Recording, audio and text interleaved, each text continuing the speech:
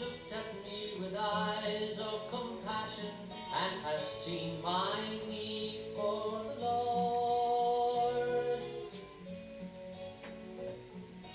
Thou who hast spoken words of kindness to me and has seen my need for the Lord,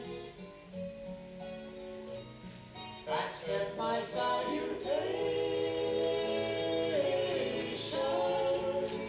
and my reverence for thee, and let me know thy grace is mine wherever I may be, my beloved Guru.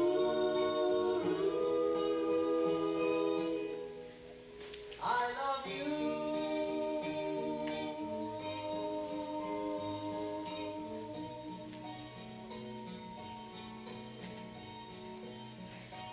Thou who hast given me the sacred word and hast watched my lips repeating day by day, and thou who hast touched my heart and changed my life and hast blessed me in thine own delightful way, accept my salutations and my reverence for thee, and let me know thy grace is mine wherever I may be, my beloved Guru.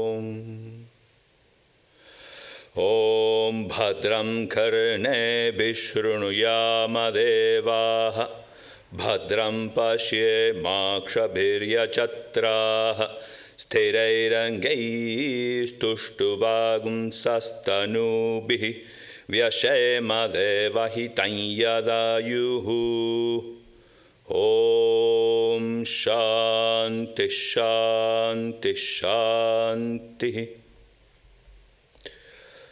Om, O gods, may we hear with our ears what is auspicious. O adored ones, may we see with our eyes what is auspicious.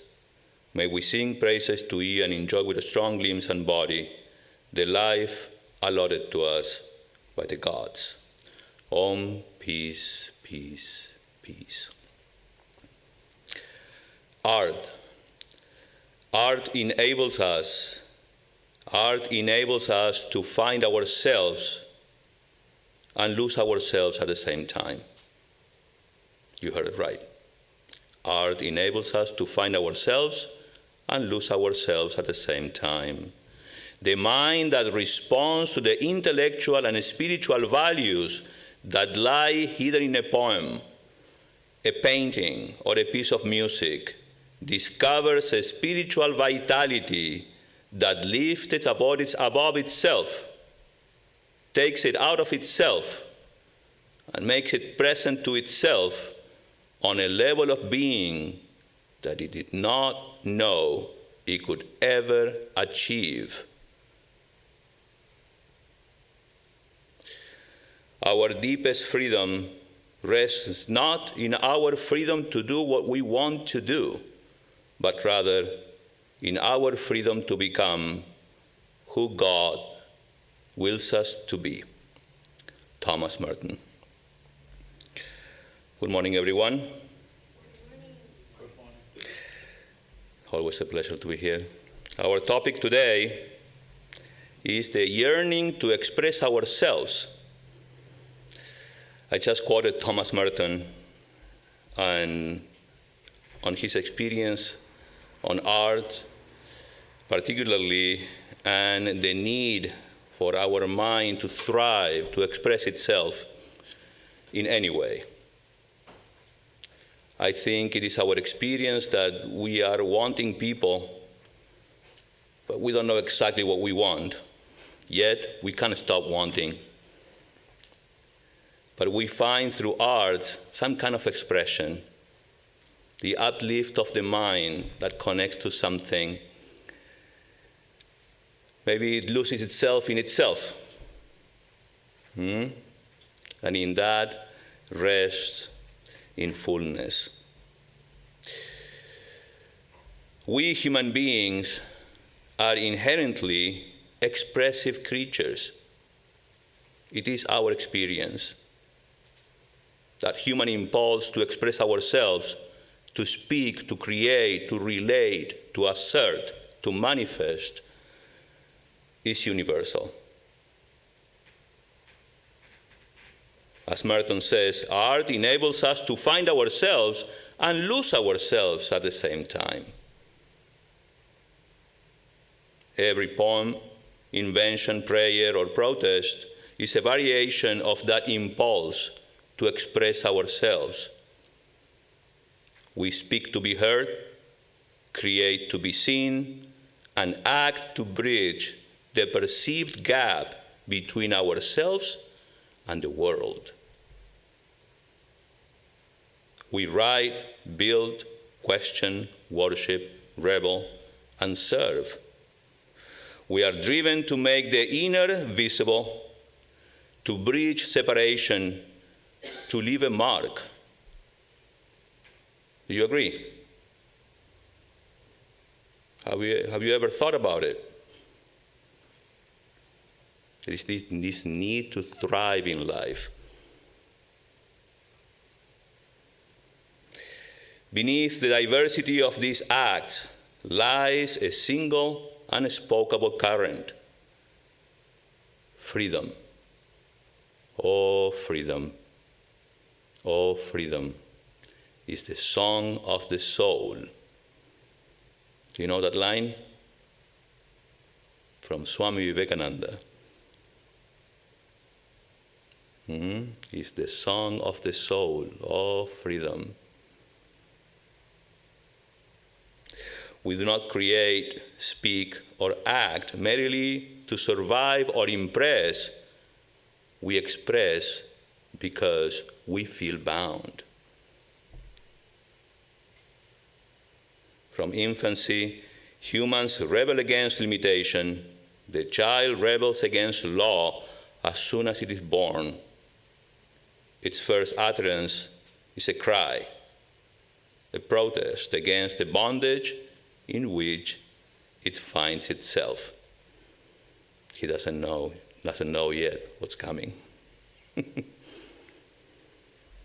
We often frame this yearning as a psychological necessity.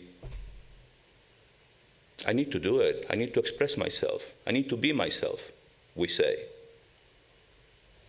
A path to authenticity. We need to be authentic, transparent, emotional release, self-actualization. Some people call it today, they call it to reinvent yourself.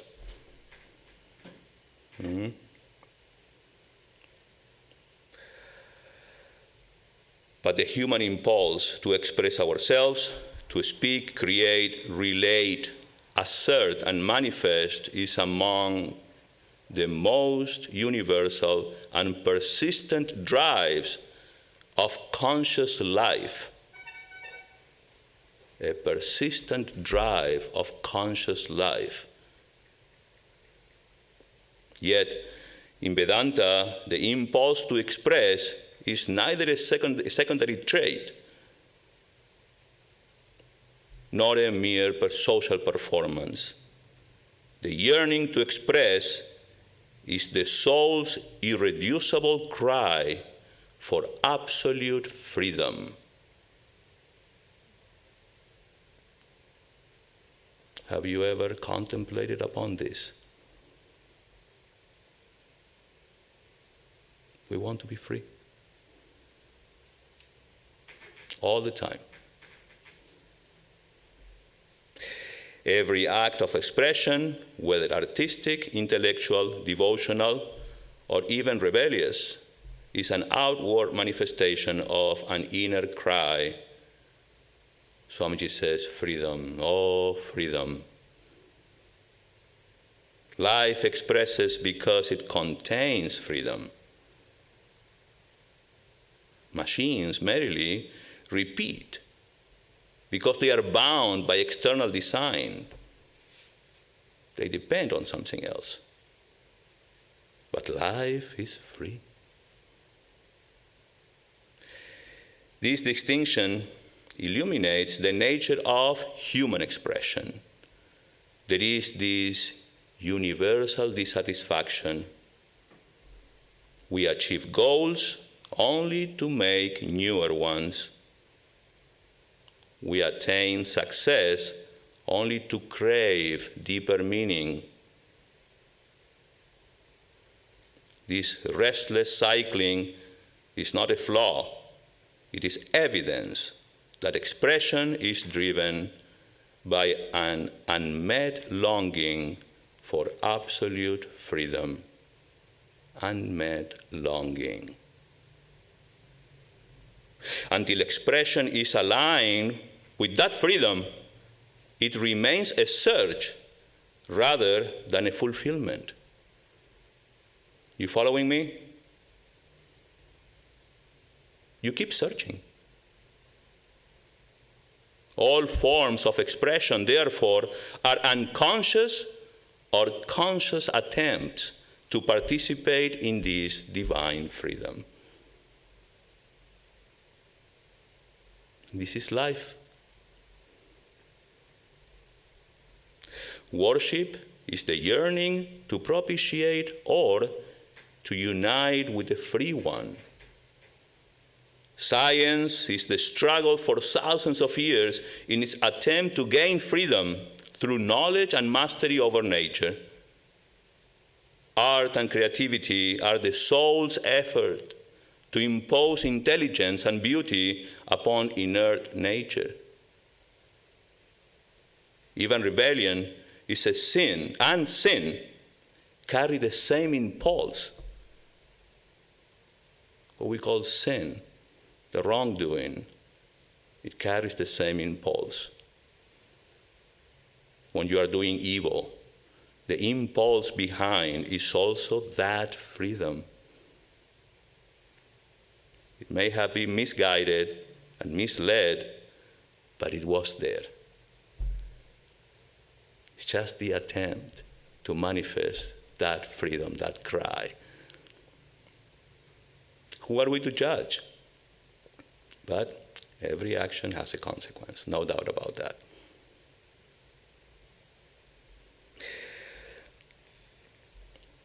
I was reading this lecture by Swami Vivekananda a few weeks ago with our brahmacharis. What is religion? And there Swamiji explains this beautifully. He says, there is, again, the universal dissatisfaction.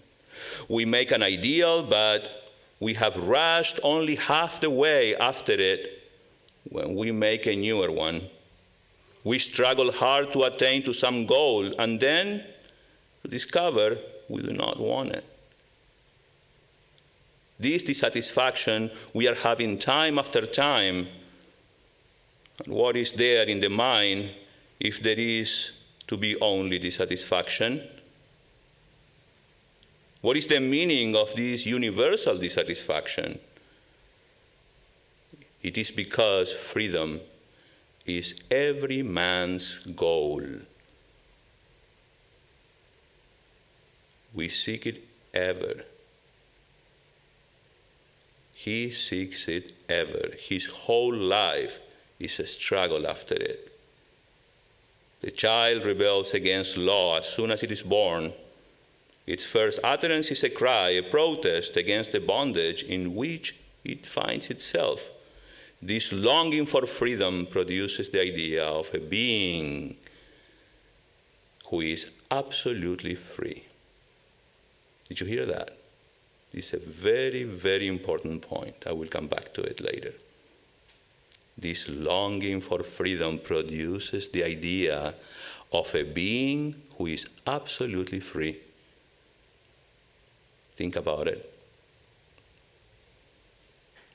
We have been stifling that inner voice long enough, seeking to follow law and quiet the human nature, but there is that human instinct to rebel against nature's law. We rebel and cry out, "No laws for us." As long as we obey the laws, we are like machines, and on goes the universe. We cannot break it. I think it's clear that we are all bound by laws, the laws of nature. We have no control upon. We simply have to accept that this is life, and it's a fact of life. Swami Dhyanayogananda calls it Maya. You know that. Statements of facts as they are. A bunch of laws. Yes, we are slaves of these laws. And these laws are called nature.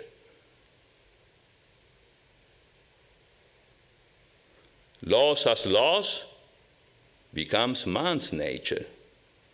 The first inkling of life on its higher level is in seeing this struggle within us to break the bond of nature and to be free, he says. It is man's ceaseless endeavor to become free. The knowledge which we now call science has been struggling for thousands of years in its attempt to gain freedom, and people ask for freedom. Yet, there is no freedom in nature. It is all law. When it comes to law, you have to accept it. Still, the struggle goes on. Nay, the whole of nature, from the very sun to the atoms, is under law. And even for man, there is no freedom. But we cannot believe it. We cannot believe it. We rebel against it. We have been studying laws from the beginning, and yet cannot, nay, will not believe that man is under law. The soul cries ever, freedom, oh freedom.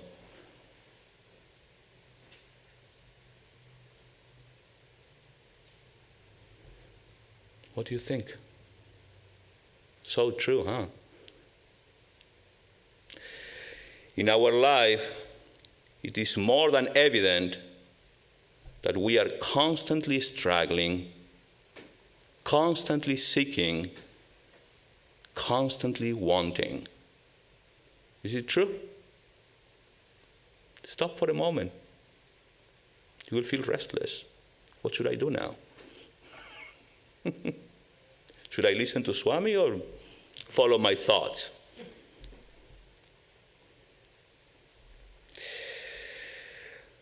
All we know is that we want. We want all the time. We don't know exactly what that is, but we are desperately wanting something. Our restless mind is always trying to find ways to express itself by fulfilling the most deepest desires. We spend our lives wanting. We want security. We want love. We want success. We want peace. We want meaning. We change jobs, relationships, cities, routines, even spiritual paths, always chasing the next thing that promises to make us feel complete.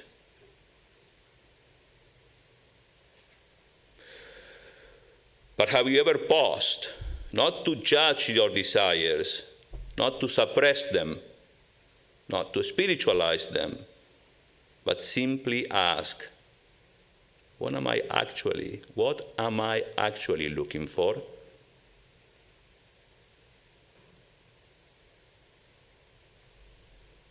What is truly the goal of life? This is considered the most fundamental inquiry a human being can undertake.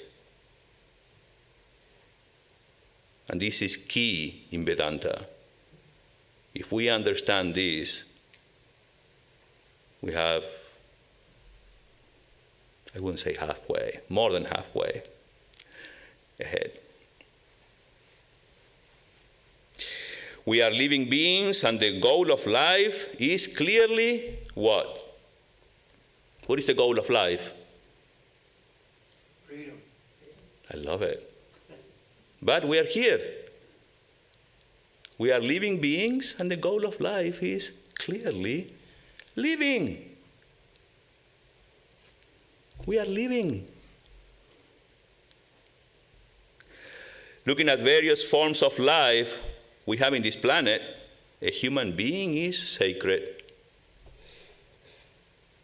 It has a certain significant feature, and that is its consciousness. An interruptible consciousness means that we are self-aware people. Aren't we? Are you self-aware? Do you exist? What are you? Are you here? You are present. You are with yourselves. There is consciousness of the environment, of my voice, of the lights, through your perceptions. There is awareness of your existence. That is a blessing. At the same time, it could be also a problem.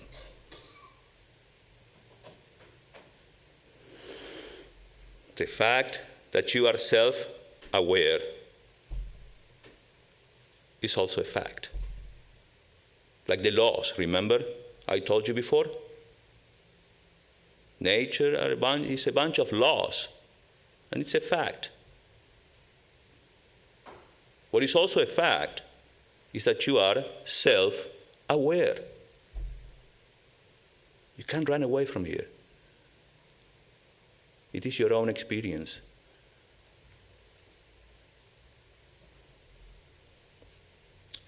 You are so yourself consciousness, so free.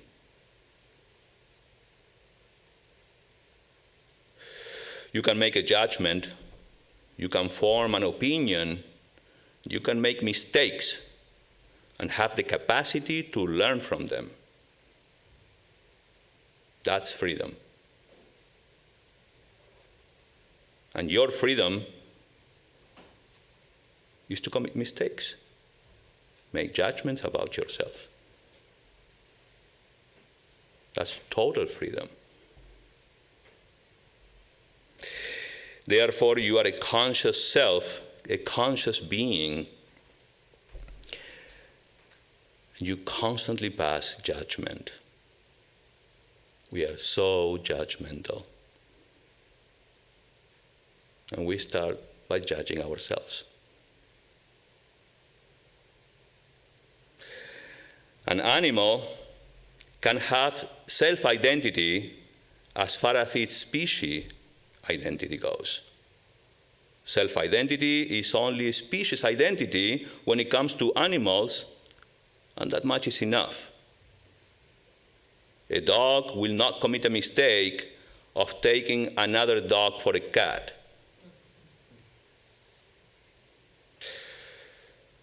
One day, I don't know if you've ever been to Ramakrishna Monastery in Trevico Canyon.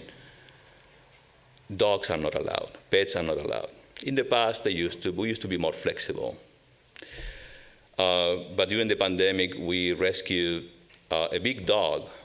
It was a puppy. We didn't know it was going to grow this big. He's a Great Pyrenees. Beautiful white, beautiful dog. But sometimes when people see it, they get a little scared, threatened by, but it's the sweetest and most adorable dog. So one day, we didn't have this restriction. We used to keep the dogs free. We have 2 dogs.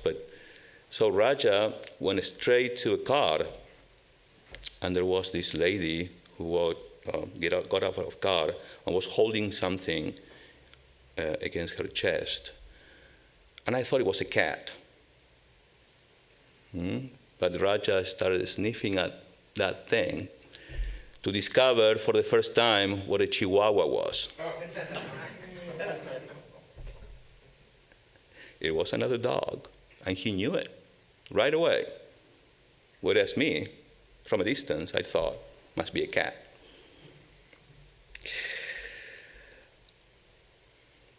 He will never commit, in this particular case, Raja, the mistake of taking another dog for a cat. Whereas we, human beings, we will do. We will not only take the dog as a cat, we can also take ourselves and identify ourselves as an animal. We are so free. You can take yourself to be a cat these days, identify as an animal, and that's our freedom. No judgment there. It's all good, you know. There is this story I heard from a Swami about this boy who refused to get out of his house to play because the street was full of dogs. This happened in India. And I don't know why people are so afraid of dogs in India, but, you know. So he thought it was a cat. He was threatened by the dogs. So he was taken to a psychiatrist, and psychiatrist happened to have a cat. And he said, "You see, what is this? It's a cat. And look at yourself in the mirror. Are you a cat?" He said, "No." All right, problem solved. Went home. Again, a few days later, phone rings. Her parents complaining, "It's happening again." "Really? Bring him back." And the child goes back to the psychiatrist and she says, what seems to be the problem? "Well, you have to understand, doctor. I understand I'm not a cat. But how do I know that the dogs will know that I'm not a cat? How can I be sure of that?"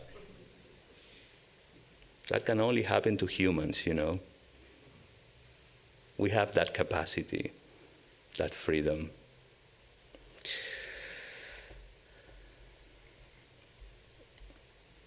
No cat has got this problem. No dog has got this problem. This only human beings is capable of. That it can use, abuse, or misuse his freedom.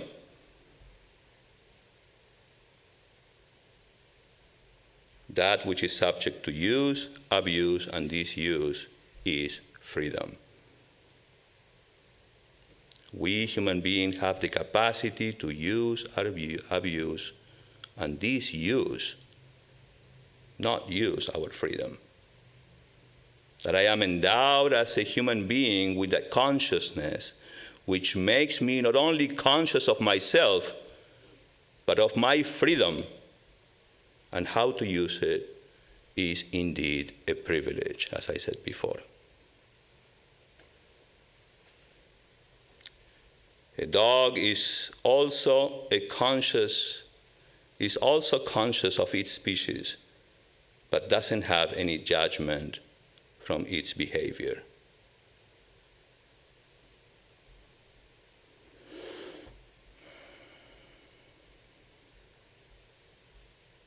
A dog is happy being a dog. A cat is happy being a cat. But guess what? Are we humans happy being humans? Human beings are never happy being what they are. There is always a problem. There are always problems. There is always something. Therefore, the privilege of being free goes with certain understanding, certain minimum knowledge to live one's life. A human being has to have some minimum knowledge about himself.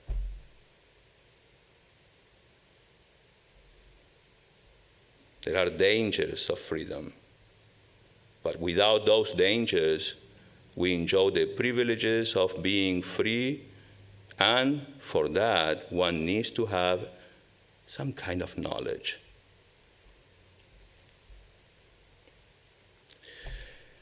This minimum knowledge to be applied in our daily life.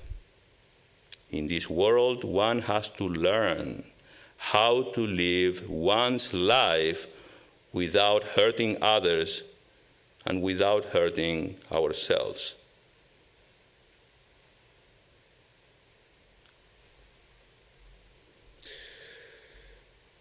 Coming back to oneself,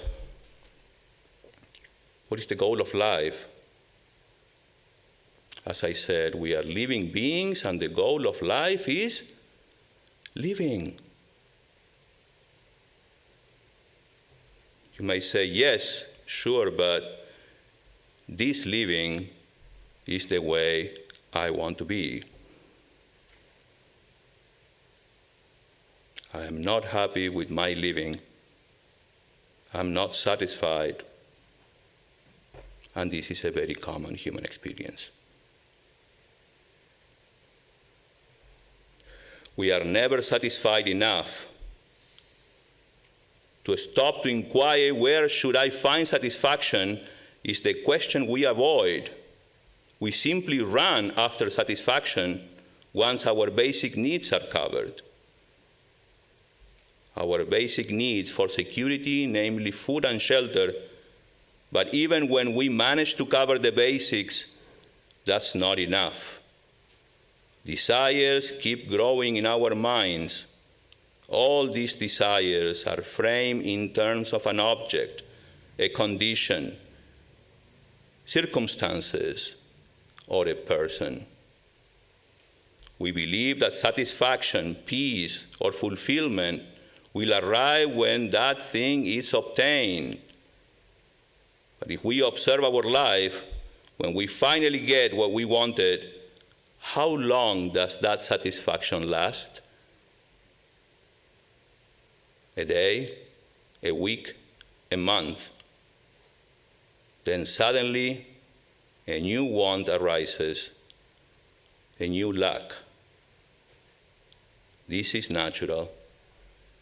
This is a pattern, and patterns are clues. It's not the object. You don't want actually the object. You want the feeling you believe the object will give you. I feel incomplete. This is the starting point. Not a philosophical idea, but a lived sensation. I am not enough as I am. If only I had X, I'd be okay. I project fulfillment into something outside myself, and I go for it. Energy, time, attention, even sacrifice, all directed outward. I obtain it or fail it. Fail to obtain it. If I obtain it, there is a temporary relief. The mind quiets down for a moment. The sense of lack subsides. If I fail, frustration, self-doubt, and I have to try again, of course, and the cycle repeats again and again until we understand that this examination was never optional. Did you hear me? Until we understand that this examination was never optional. It's a must.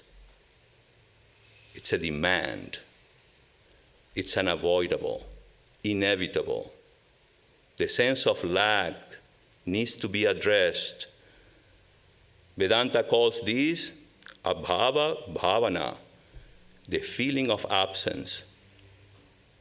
It is the deep, often unspoken conviction that I am missing something essential. We have this misconception that desires are bad. We usually say in Vedanta, we have to annihilate our desires. But how can we live without desires? Have you ever thought about it? We desire like all the time. Desire is not the problem. The problem is misattribution, meaning the error is where you think fulfillment comes from, where fulfillment comes from, where you believe fulfillment comes from. That is the problem. You are not wrong for wanting happiness. It's natural. It's part of our life. It's living. You are only mistaken about where it resides. Desire is not the problem. Wanting happiness, peace, love, security, these are natural impulses. Yet you feel incomplete. You project wholeness into an object. You pursue the object thinking it will complete you. This misattribution, attributing your happiness to something external, it's a mistake. Because you know very well that fulfillment lies only within you. And this is not a belief. It's another law. It's a fact. It's our own nature.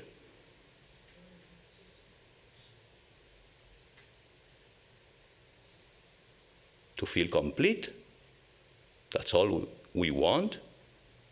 We won't find it outside. We will only find it within us.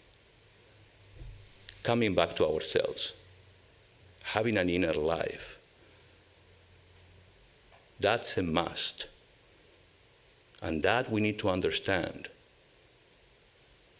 It is compulsory to understand these cravings and unending loops in life. It's never enough. It's never enough. I still want. Stop. Come back to yourself. Close your eyes and accept yourselves.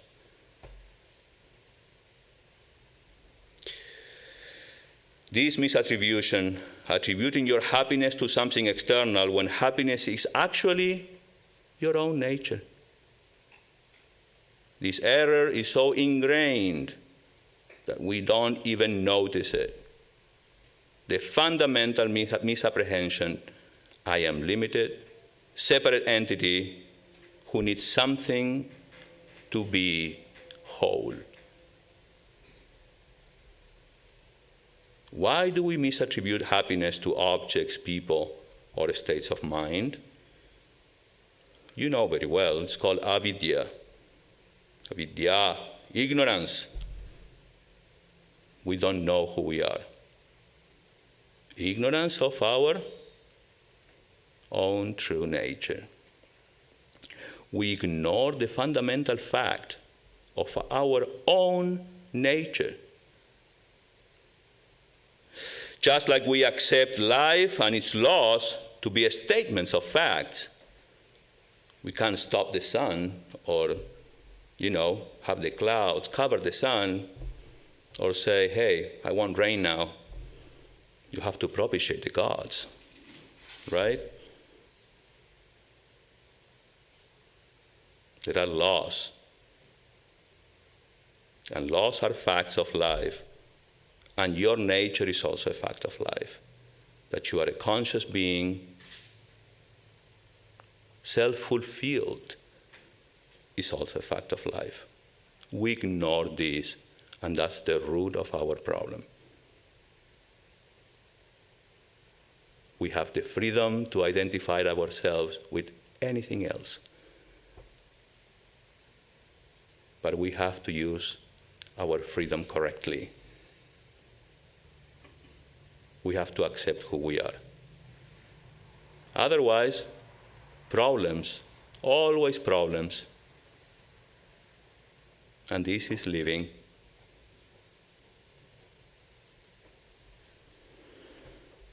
We are here living under these laws. We accept them. In the same way, Vedanta demands we accept our own nature. Ananda Swarupa. I need to find self-satisfaction. Desires arise because you are happiness itself. You are looking for yourselves. Ananda Swarupa. And you naturally seek to express that nature. You want to express yourselves. This is the yearning to express ourselves. We need to express ourselves. We need to be free because we are freedom itself. Our own nature is freedom.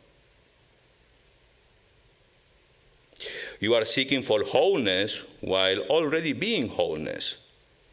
You are seeking freedom while already being freedom. You are looking for happiness while already being happiness.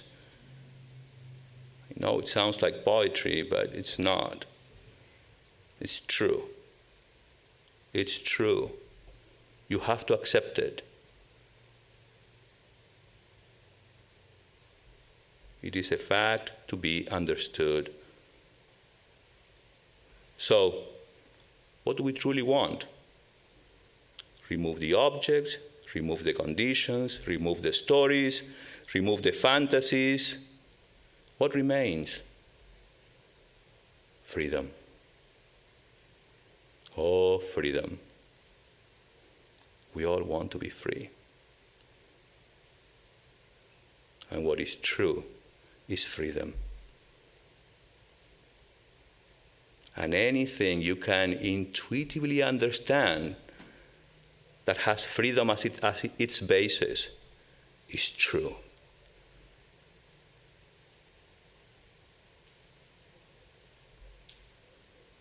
We want to fully express our freedom, the desire to be free from the sense of limitation, the desire to be at peace with what is, the desire to know without doubt that I am okay, exactly as I am, here and now, without needing anything. In Vedantic terms, this is called, as you all know, liberation, the so-called moksha.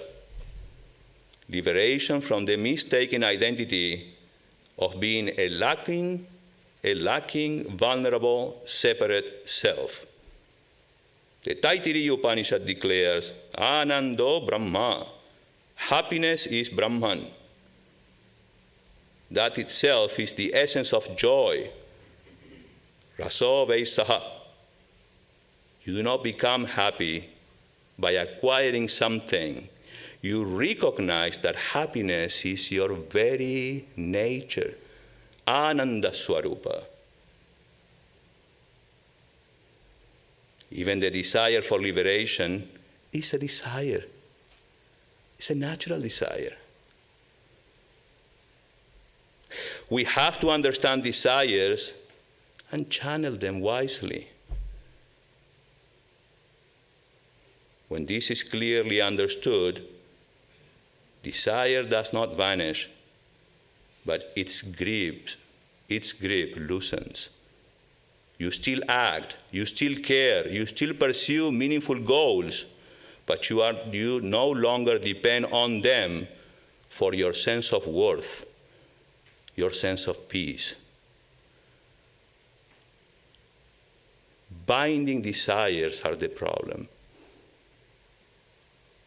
The desires that produce the idea that with that gain, you will be fulfilled.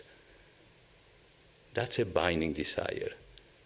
Nothing will fulfill you from the outside. Fulfillment only happens here. I am the source of all fulfillment. When you desire to have a piece of cheese, that it happened to me when I was in India once. I was craving for cheese so bad. Of course, there's no cheese in India. Well, suddenly I got a phone call. Well, they called the training center building, and I was asked to go to the President Maharaj's quarter. And I was like, what's going on? Something, did I do something wrong? I was wondering. They welcomed me, and I said, okay, Shivam, my name is Shivam. Somebody from Ireland, and they opened the fridge. They brought so much cheese. We don't know what to do with this. I couldn't believe my eyes. Give it all to me. That moment, when I put that piece of cheese in my mouth, I was fulfilled. Was that the cheese? Or was that superimposition that I put upon the cheese for my fulfillment? It came from within me. Didn't last long, though. It only lasts as it remains in your mouth. The moment you swallow it, it's all gone. That bliss is gone, right? And so in life, with everything, it's never permanent. It always has a beginning and has an end. You no longer depend on them for your sense of worth or peace. That we have to be careful. That is freedom. That is free living. I'm not trying to give you a lecture on renunciation here, but we do need to understand this and accept this. Facts are facts. No proof is necessary to establish the existence of the I. The I is self-evident, while everything else is evident to the self, to you, my friends, because you are the witness. You are the observers. You are consciousness living eternally. Not your bodies. We are self-evident beings, living beings. Being self-evident do not depend on anything else for my existence. I do not depend on anything else for my existence because of being self-evident. Therefore, I am self-existent. I am never reducible to something else and never undergo any kind of change. I seem to, but the reality is not.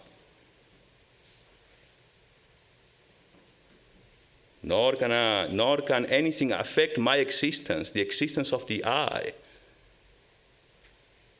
Thus, in any given experience, the I becomes the invariable factor. When I see, hear, taste, smell, or touch, the presence of the I is never canceled. Did you notice that?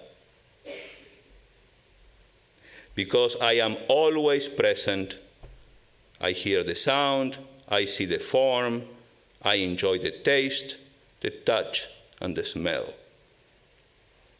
Because you are present. When a given object recedes from my vision, still the presence of the I remains. The presence continues to be present to objectify something else. Thus, in every form of knowledge, I am always there without undergoing any change. We are all after freedom, and that's all what we truly want. We want to express ourselves fully. Did you know that? That's why we're here. To find out who we are and be in charge and enjoy, not being enjoyed by nature.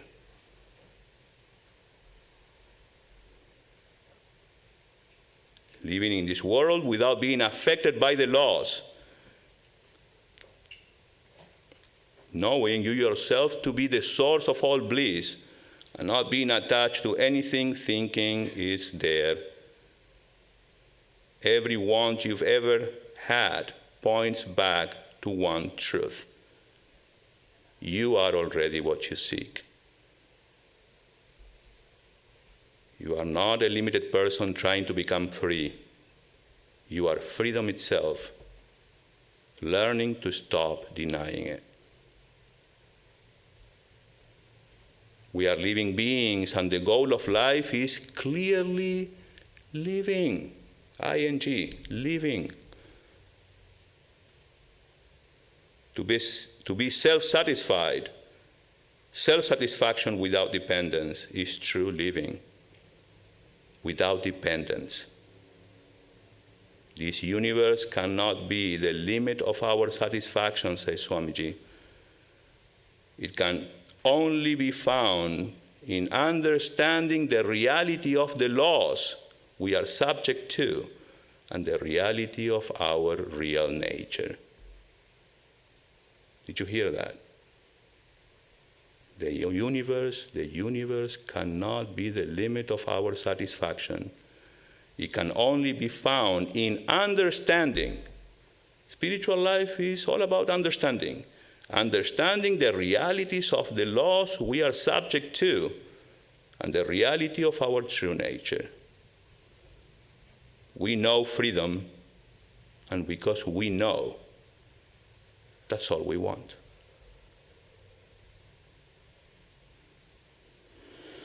If freedom is the goal, what does ultimate freedom look like? Ultimate freedom, what do you think? This is the most important point for me. In the words of Swami Vivekananda, he says, the embodiment of freedom, the master of nature, is what we call God. The embodiment of freedom, the master of nature, is what we call God. So you can't call yourself an atheist. We all want God. knowingly or unknowingly, consciously or unconsciously, we all want to express our freedom. We want to go back to God, the master of all the laws. With the conception of God as a perfectly free being, man cannot rest eternally in this bondage. The concept of God is a fundamental element in the human constitution. We all know what Vedanta says. It is Sat Chit Ananda, existence absolute, awareness absolute, consciousness absolute, and bliss absolute. It's the highest concept of God possible to our minds. It's the highest thought we can conceive with our human minds. And it's of the nature of total freedom, total existence, total consciousness and bliss. It is the essence of knowledge and is by its nature the essence of bliss. Higher he must go, says Swamiji, and unless the struggle were for himself, he would think it too severe. Man says to himself, I am born a slave, I am bound. Nevertheless, there is a being, capital being, who is not bound by nature. He is free and the master of nature. The conception of God, therefore, is as essential and as fundamental a part of mind as is the idea of bondage. Both are the outcome of the idea of freedom. Do you see it? What we call God is all we want. And we want it because we know it. The embodiment of freedom, the master of nature, is what we call God. You cannot deny him. No, because you cannot move or live without the idea of freedom. The whole of nature is the worship of God. Wherever there is life, there is the search for freedom, and that freedom is the same as God. If we did not inherently know freedom, we would not even have a concept of bondage. We feel bound because the soul remembers its original infinite nature and struggle against the limitations of the body, the mind, and the laws. Did you hear that? If we did not inherently know freedom, we would not even have the concept of bondage. We feel bound because the soul remembers its original, infinite nature and struggles against the limitations of the body and the mind, which are under the laws of nature.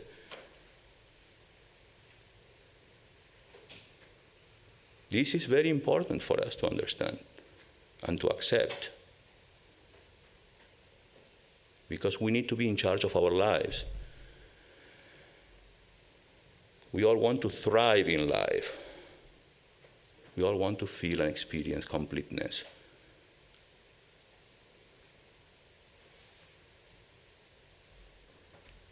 God is not merely a moral lawgiver, a distant creator, or a psychological projection. God is absolute freedom, unbound by nature, changeless, omniscient, and self-established.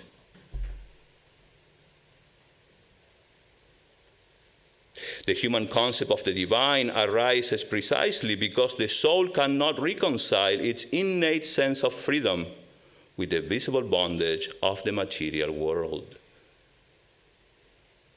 All forms of expression, therefore, are unconscious or conscious attempts to participate in this divine freedom. Our lives.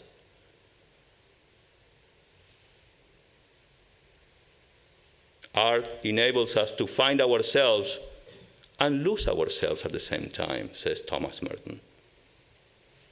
The mind that responds to the intellectual and spiritual values that lie hidden in a poem, a painting, or a piece of music discovers a spiritual vitality that lifted above itself, takes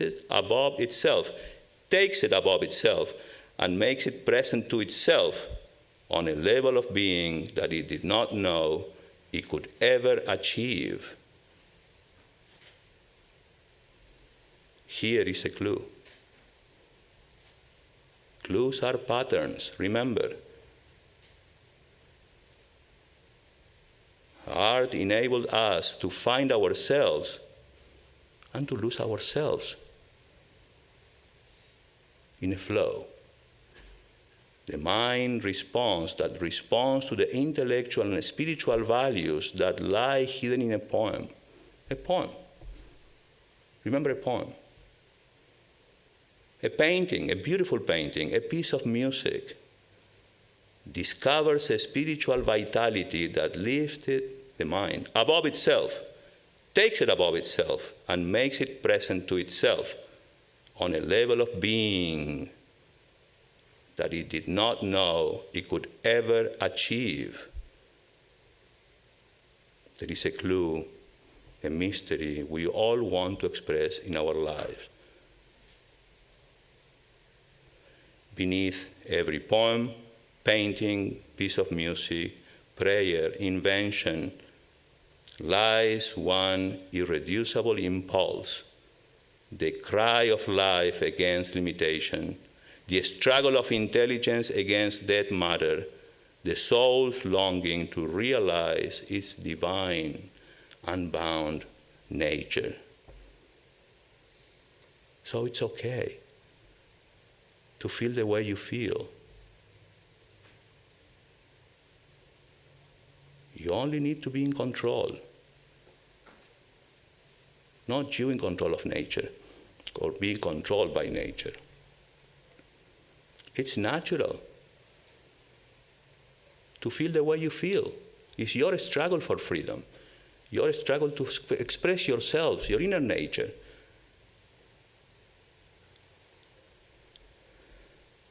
If we did not inherently know freedom, we would not even have a concept of bondage. We know what freedom is. That's why we crave it. We feel bound because the soul remembers its original infinite nature and struggles against the limitations of the body, mind, and the laws of nature.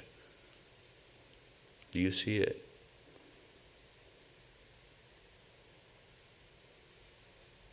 Our deepest freedom rests not in our freedom to do what we want to do, but rather in our freedom to become who God wills us to be. And God wills us to be free. Thank you.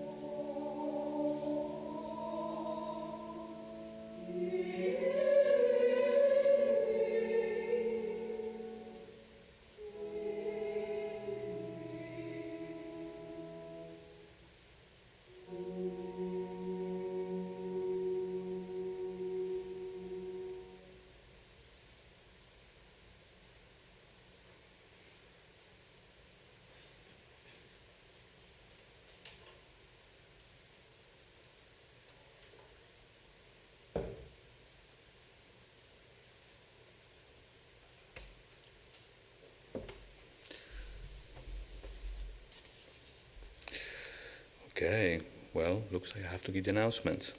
Let me see. So, okay, I was the last one. So this is June, on June 7th, Sunday, 11 a.m., Uprooting Latin Impressions by Swami Dhyanayogananda. And I guess that's it, right? Just a Sunday announcement? Saturday, you could do, I think it's Ramna. It says Saturday, Ramnam, 6. Saturday Ramnam. Well, Sunday, 20 other events, Saturday, 13th, the 20th. At least we are talking about the 7th, so. Oh, the 6th, Ramnam, 6:30 p.m. Here we go. And 7, 4 p.m. afternoon is a mini retreat in Catholic House. Mm-hmm. Well, thank you so much. Did I torture you so a lot? Like, did you get something out of it? That's the idea. Mm-hmm. I always like to convey this Vedantic knowledge in a way that is understood and is coming out from our own experience. Mm-hmm. There is always this misconception, oh, desires are bad. What are you going to do? We desire day and night. We can't stop wanting. So let's think about it. There must be a way. The way is to understand that this is natural. This is a natural crave, the crave of the soul to experience itself. We'll discuss in the greenhouse. Mm-hmm. Thank you so much. I will now close with a prayer. Om Purnamadah Purnamidam Purnat Purnamudachyate Purnasya Purnamadaya Purnameva Vashishyate. Om Shanti Shanti Shanti. Om. That outer world is Purna, full of divine consciousness. This inner world is also Purna, full of divine consciousness. From Purna comes Purna. From the fullness of divine consciousness, the world is manifested, taking Purna from Purna. Purna indeed remains because divine consciousness is non-dual and infinite. Om, peace, peace, peace. Thank you.